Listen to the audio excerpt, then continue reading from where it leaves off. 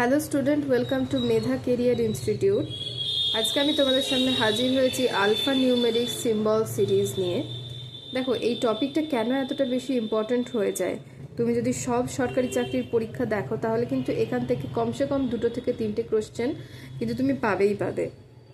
এই টপিকটা করার আগে কয়েকটা বিষয় তোমাকে লক্ষ্য রাখতে হবে। সেগুলো হচ্ছে, প্রথমেই জানতে হবে ভাওয়েল কয় প্রকার ও কী কী, কনসোনেন্ট কতগুলো আছে, নাম্বার কি কি, নাম্বার সম্পর্কে অবশ্যই আমরা সবাই জানি, এবং কিছু তোমাকে সিম্বলস সম্পর্কে কিন্তু জেনে বুঝে নিতে হবে। দেখো, ভাওয়েলস বলতে গেলে আমরা কি জানি? আমরা জানি ইংলিশের টোটাল ভাওয়েলস হচ্ছে 5টা। কি কি? এ, ই, আই, ও এবং ইউ।